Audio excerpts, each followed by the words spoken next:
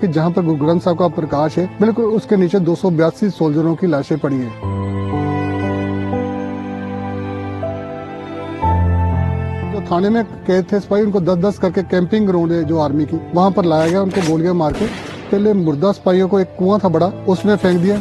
जब इन सैनिकों को फेंका, इसके ऊपर चूना और कोयला जो था वो भी फेंका गया। 157 साल तक कुआं बंद रहा। अंग्रेजों के खिलाफ 1857 में हुए विद्रोह के दौरान 282 सैनिक ऐसे हैं जो आज भी इतिहास के पन्नों में गुम हो चुके हैं। वो जगह है अजनाला, जहां पर एक सूखे कुएं में उस समय के डिप्टी कमिश्नर हेनरी कूपर ने उन्हें जिंदा और मुर्दा दफना दिया था। उनकी अस्थियां आज भी वहां के एक संदूक में बंद हैं। 2014 में पहली बार खुदाई में अवशेष निकले।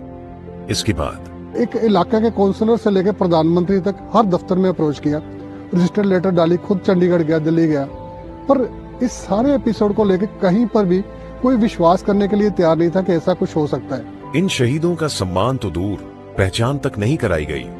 आपने इस नरसंहार को ना तो किताबों में पढ़ा होगा, न ही इनका जिक्र सरकार या विपक्ष के भाषणों में आया।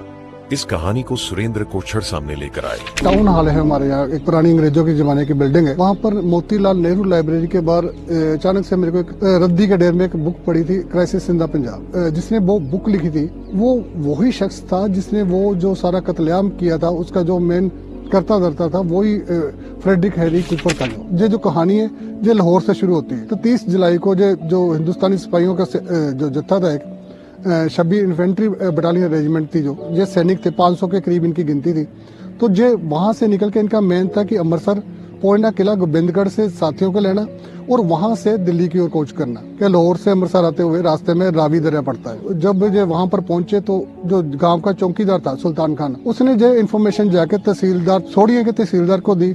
वो सोडिया के तहसीलदार ने रंजोत सिंह थे जो अदालती थे, उनके जरिए ये इन्फॉर्मेशन अमृतसर भेज दी कि वो जो बागी सिपाही हैं वो दरिया रावी के किनारे पहुंच चुके हैं। कूपर लिखता है कि उसका था कि इनको उसी रात उसका था कि इजनाला में ले जाकर फांसी पर लटका दिया जाए। पर उस दिन मुसले बारिश इतनी तेज थी कि वो ये स्वाभाविक नहीं था, इसलिए उसने इरादा चेंज कर दिया। सुबह जो थाने में कैद थे सिपाही, उनको 10-10 करके कैंपिंग ग्राउंड है जो आर्मी की, वहां पर लाया गया, उनको गोलियां मार के एक साइड पर रख दिया गया। तो कूपर ने खुद जिक्र किया है कि उसने पहले मुर्दा सिपाहियों को एक कुआं था बड़ा, उसमें फेंक दिया। उसके बाद जिंदा सिपाहियों को फेंक कर कुआं बंद कर दिया। ऐसा नहीं था कि उनको गोली मार के फेंक दिया गया। एक रात जब पहले पकड़ा गया तो इनको खूब बेदर्दी से पीटा भी गया था। स्कल था जो मिला हमें।